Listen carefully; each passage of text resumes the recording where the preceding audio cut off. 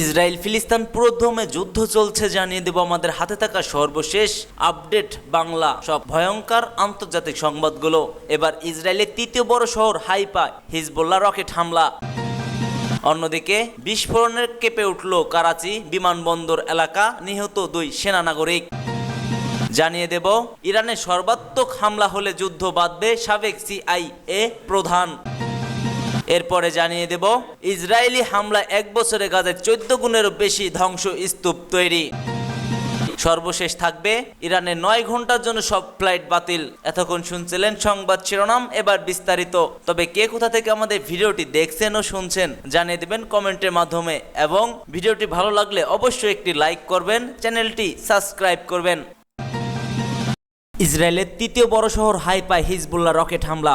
Lebanon ও ফিলিস্তিনের গাজায় গতকাল রোববারও নির্বিচার হামলায় অব্যাহত রেখেছে ইসরায়েলি বাহিনী। এর মাঝেই ইসরায়েলের তৃতীয় বৃহত্তর শহর হাইফায় পাল্টা হামলা চালিয়েছে লেবাননের সশস্ত্র গোষ্ঠী হিজবুল্লাহ। ইসরায়েলি আকাশ প্রতিরক্ষা ব্যবস্থা উপেক্ষা করে হাইফা ও তিবেরিয়াস শহরে আঘাত হেনেছে হিজবুল্লাহ রকেট। আহত হয়েছে 10 জন। ইসরায়েলে হামাসের হামলার 1 বছর পূর্ণ হলো আজ। এরপরই গাজায় পাল্টা হামলা চালায় ইসরায়েলি বাহিনী। শুরু হয় সর্বাত্মক যুদ্ধ।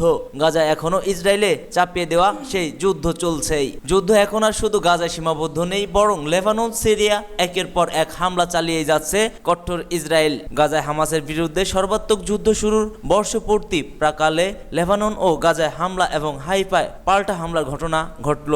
স্থানীয় পুলিশ জানিয়েছে হিজবুল্লাহ রকেটে আঘাত হানতে হাইফায় বেশ কয়েকটি ভবন ক্ষতিগ্রস্ত হয়েছে।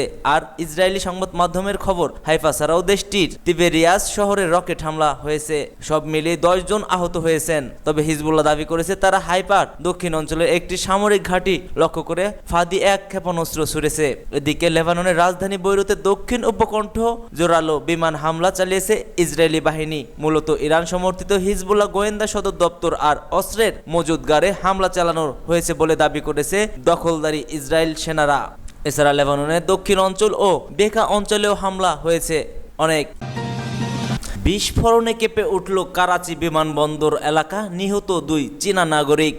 আবারও জঙ্গি হামলার শিকার পাকিস্তান। বিস্ফোরণ হামলায় কেঁপে উঠেছে করাচি বিমানবন্দর এলাকা। এতে প্রাণ গিয়েছে 2 চীনা নাগরিকের, আহত হয়েছে অন্তত আরও 10 জন। হামলার দায় স্বীকার করেছে বিচ্ছিন্নতাবাদী জঙ্গি সংগঠন বেলুচ লিবারেশন আর্মি। সাংবাদিকদের ইমেইলে দেওয়া এক বার্তায় বিষয়টি নিশ্চিত করেছে তারা। দেশটির চীনা দূতাবাস এক বিবৃতিতে জানায় ইসরায়েলদের একটি কনভয়কে লক্ষ্য করে চালানো হয়েছে এই হামলাটি। তারা করাচির কাশিম বন্দর এলাকায় কয়েক ভিত্তিক বিদ্যুৎ কেন্দ্রে প্রকৌশলী হিসেবে কর্মরত ছিলেন। মূলত চীনা নাগরিকদের লক্ষ্য করে এই হামলা চালানো হয়েছে বলে জানায় বিচ্ছিন্নবাদী এই গোষ্ঠীটি। গাড়ির ভিতরে বিস্ফোরক ডিভাইস সেটি সেট করে চালানো হয় এই হামলা। আগুন নেভাতে কাজ করে যাচ্ছে ফায়ার সার্ভিস।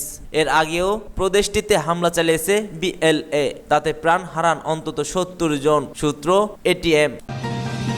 ইরানের সর্বাত্মক হামলা হলে যুদ্ধ বাঁধবে সাবেক CIA প্রধান। যুক্তরাষ্ট্রের সাবেক প্রতিরক্ষা সচিব ও CIA প্রধান লিওন প্যানেটা সতর্ক করে দিয়েছেন, ইসরায়েল যদি ইরানে পাল্টা হামলা চালায় সেক্ষেত্রে মধ্যপ্রাচ্য পরিস্থিতি নতুন করে মোড় নিতে পারে। প্যানেটার ভাষ্য, ইসরায়েলের সামরিক অভিযানের ভবিষ্যৎ পদক্ষেপগুলোই নির্ধারণ করবে এবং সংঘাত একটি পূর্ণমাত্রা যুদ্ধের রূপ নেবে কিনা। শুক্রবার MSNBC রিপোর্টস এ দেওয়া এক সাক্ষাৎকারে তিনি কথা বলেছেন। মঙ্গলবার রাতে ইসরায়েলি প্রায় 200টি ব্যালিস্টিক ক্ষেপণাস্ত্র হামলা চালিয়েছে ইরানে। এতে মধ্যপ্রাচ্য পরিস্থিতি উত্তেজনা বেড়েছে। তেল আবিবে সংশ্লিষ্ট কর্মকর্তারা বলেছেন কয়েকদিনের মধ্যেই ইরানে প্রতিশোধমূলক হামলা চালাবে ইসরায়েল। মার্কিন প্রশাসনও বলেছে ইরানকে চরম মূল্য দিতে হবে। এমনকি মার্কিন নির্বাচনে রিপাবলিকান প্রার্থী এবং সাবেক প্রেসিডেন্ট ডোনাল্ড ট্রাম্প ইরানের পারমাণবিক স্থাপনায় হামলার পক্ষ একমত হয়েছে। আবার একই সঙ্গে ইরানও ঘোষণা দিয়েছে যদি ইসরায়েল হামলা চালায় সেক্ষেত্রে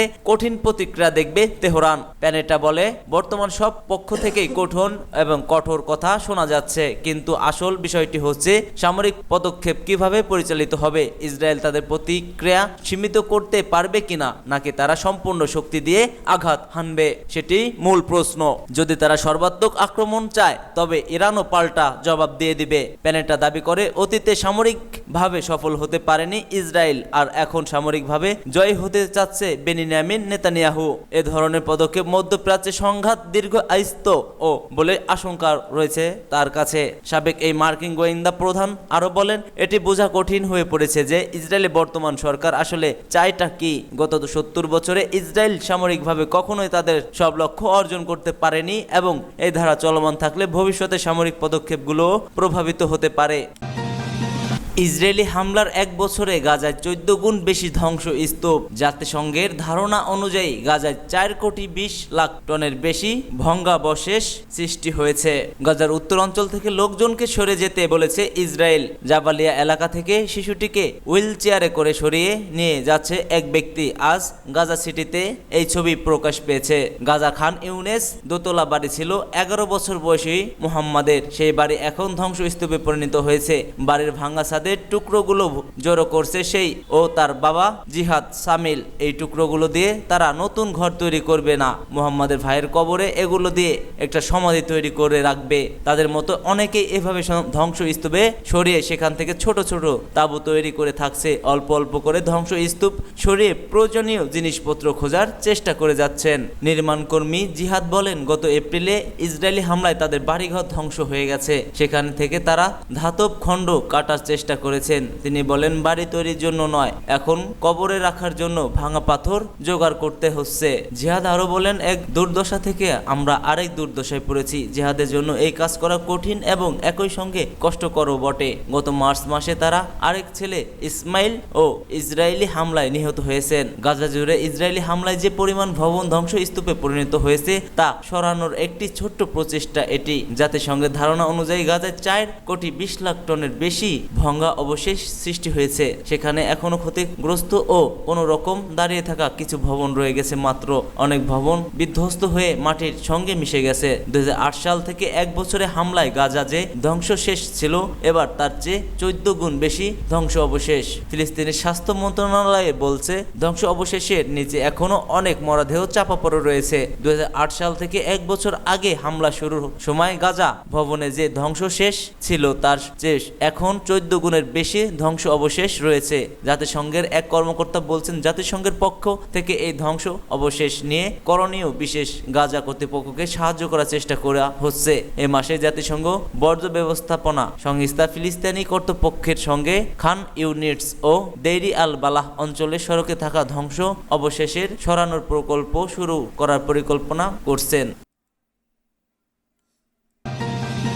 ইরানের 9 ঘন্টার জন্য সব ফ্লাইট বাতিল। ইরানের সিভিল এভিয়েশন অর্গানাইজেশনের মুখপাত্র জাফর ইয়াজারুল জানিয়েছেন, রোববার দিবাগত রাত 9টা থেকে সোমবার সকাল 6টা পর্যন্ত দেশ জুড়ে সব ফ্লাইট বাতিল করা হয়েছে। রোববার মেহের নিউজ এজেন্সির সঙ্গে এক সাক্ষাৎকারে ইয়ারাজুল বলেন, অপারেশনাল সীমাবদ্ধতার কারণে দেশের সব বিমানবন্দরের ফ্লাইট রাত 9টা থেকে সোমবার পর্যন্ত বাতিল থাকবে। এ সময় তিনি যাত্রীদেরকে বিমানবন্দর এবং বিমান সংস্থার ফ্লাইট তথ্যের সঙ্গে যোগাযোগ করে ফ্লাইট পুনর্নির্ধারণের জন্য অনুরোধ করেছেন। ইয়ারাজুল সবাইকে আশ্বস্ত করে বলেন, বিমান সংস্থাগুলো সিভিল এভিয়েশন ও অর্গানাইজেশনের নির্দেশনা অনুযায়ী কাজ করে যাবে।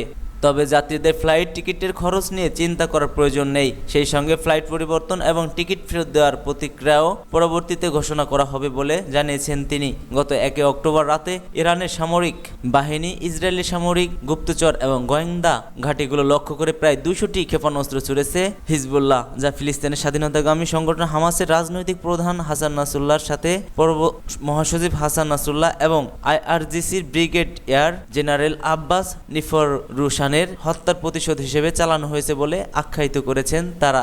এরপর থেকে মোক্ষম জবাব দিতে ইরানে পাল্টা হামলা চালানোর ঘোষণা দিয়েছে ইসরায়েলের প্রধানমন্ত্রী বেনিয়ামিন নেতানিয়াহু। শনিবার জাতির উদ্দেশ্যে দেওয়া এক ভাষণে ইসরায়েলি প্রধানমন্ত্রী বলেন, সম্প্রতি ইরান ইসরায়েল যে মাত্রায় ক্ষেপণাস্ত্র হামলা চালিয়েছে, বিশ্বের কোনো দেশ তাদের ভূখণ্ড ও জনগণের উপর এই হামলা বরদাস্ত করবে না, ইসরায়েলেও কখনোই করবে না। নেতানিয়াহু বলেন, নিজের ভূখণ্ড ও নাগরিকদের রক্ষা করা শুধু আমাদের অধিকার নয়, এটি ইসরায়েলিদের দায়িত্ব।